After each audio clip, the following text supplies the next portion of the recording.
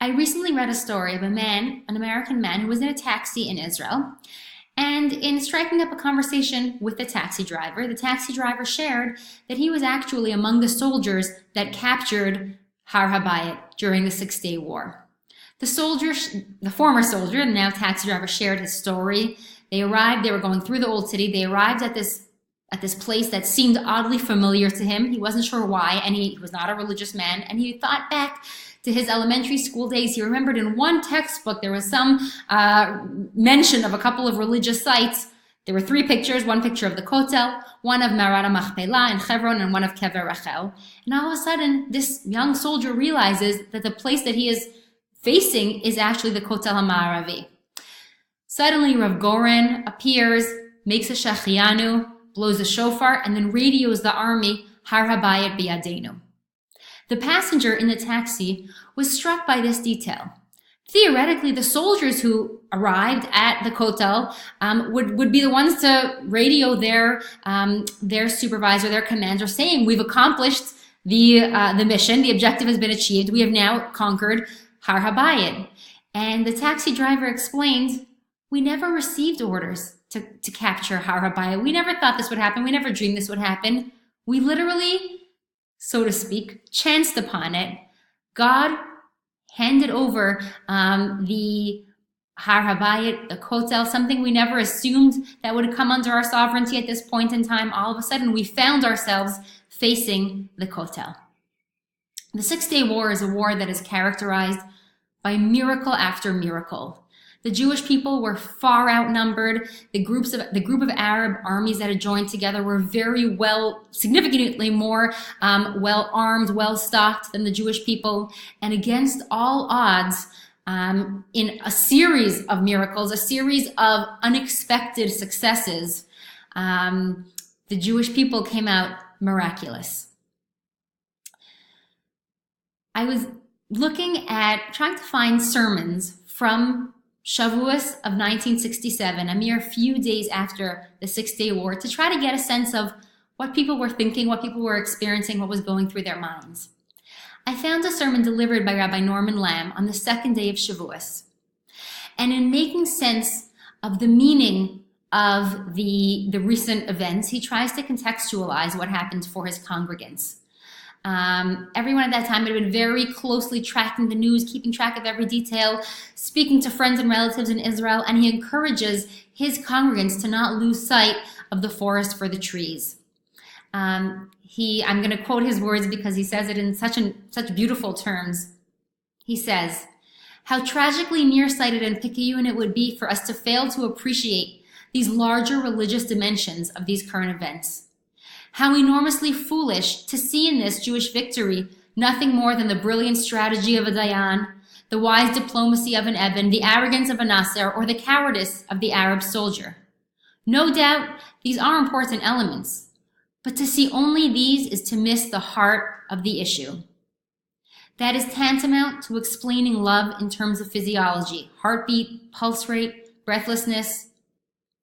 It is like a man who describes Einstein's theory of relativity as a matter of his penmanship and handwriting.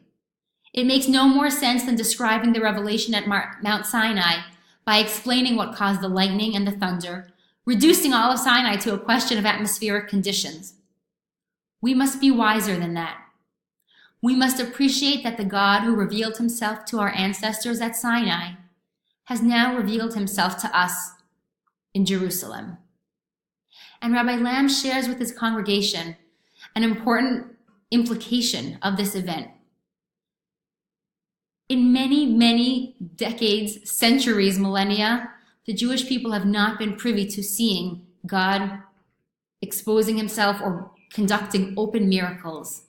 During the Six-Day War, there was an apparent Yad Chazakah of Hashem, tantamount to a form of divine revelation where God intervenes in a miraculous way, in an open way, and in a certain sense reveals him to us through the miracles that he has performed for the Jewish people during the Six-Day War. Rabbi Lamb shares an important implication of this Yad HaChazakah that we were privy to see during the Six-Day War. Many people, even religious people, observant people, they harbor within them a small kernel of doubt. Yes, I fundamentally believe. Yes, I am fundamentally committed. But here and there, I commit transgressions.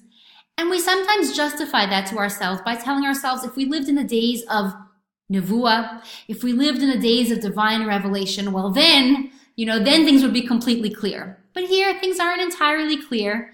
And therefore, we have slight seeds of doubt, slight cracks in our commitment.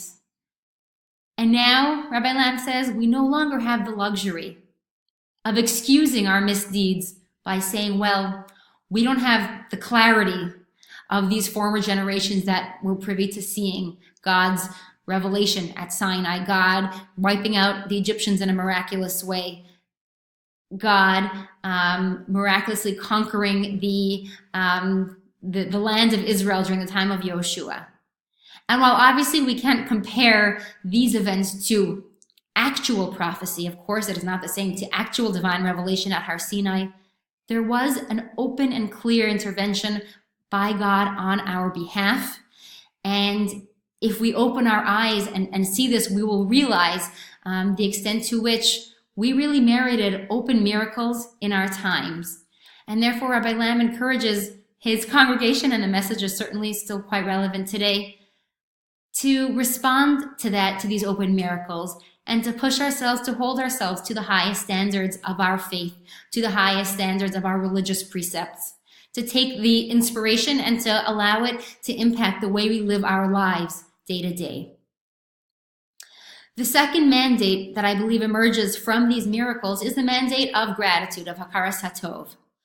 Rav Saraya Turetsky, a well-known posek and Kabbalist in Bnei Brak, shares his surprise at people's hesitation to establishing a day of thanks, a day of Hakaras HaTov, a day of Hodaya v'Shevach to HaKadosh Baruch Hu, in reaction to the Six-Day War, to the successes and the miracles of the Six-Day War. He knows that there is great historical precedent throughout many eras of Jewish history to establish the way that it worked. They would call them Purim, and then the name of the specific community that experienced that salvation. Purim, Frankfurt, where the community of Frankfurt experienced miracles or salvation, and together they on a communal level impacted for every generation to come, year after year, a day of expressing thanks, rejoicing and expressing thanks to Hashem for the miracles. Rav Turetsky notes that the conditions under which they decided to establish those days were seemingly far less grandiose, far less miraculous than the Six-Day War. Communities would hear about a pogrom that was imminent, and it wouldn't happen, and then they would establish a day of Hodaya, Shevach v'Hodaya to HaKadosh Baruch Hu in response. And the miracles of the Six-Day War, which were enormous on a national level, apparently seemed to be far more large scale than the miracle of a pogrom that never ended up playing out without it even being clear whether there was basis for the concern to begin with or whether it was a rumor. And therefore, Rav Turetsky emphasizes the appropriateness of establishing a day to thank HaKadosh Baruch Hu and to give praise to Hashem for the miracles that He did to us. Gratitude is not only an essential component of healthy living, not only a fundamental in positive psychology, but it is also very, very deeply rooted in our tradition. A study at the Eastern Washington University, when they were trying to understand characteristics of grateful people, noted that a really important characteristic is that they appreciate the contribution of others to their well-being. They note when something good happens to them or something positive, they don't just take it at face value, but really try to explore where did it come from and who contributed to that. There's a well-known concept that whatever it is that you look for, you see much more of that. If you look for people who are behaving in selfish ways, all of a sudden you're suddenly notice that you're surrounded by so many acts of selfishness, of self-centeredness. And on the flip side, if you look for acts of kindness around you, all of a sudden you notice so many more acts of generosity, kind-heartedness, people being selfless. And that which we look for is that which we end up seeing so much more of, with the lines between the objective and the subjective blurring. Because although there are objective facts, our perception and our experiences and the way we experience what goes on in our lives is so greatly impacted by the lens through which we interpret these events. Apart from gratitude connecting a person to others, to noticing others' acts of sensitivity towards oneself, a part of making you a bigger person and a more connected person, apart from removing this loneliness, gratitude also essentially connects you to God, because it trains you to look for the source of things, to not take things at face value, but to understand where did things come from, and how did others play a role in my well-being, in my happiness. Through practicing this habit of looking for the source, a person will inevitably find themselves face-to-face with God. In the words of Rabbi Tatz, gratitude is training to seek God.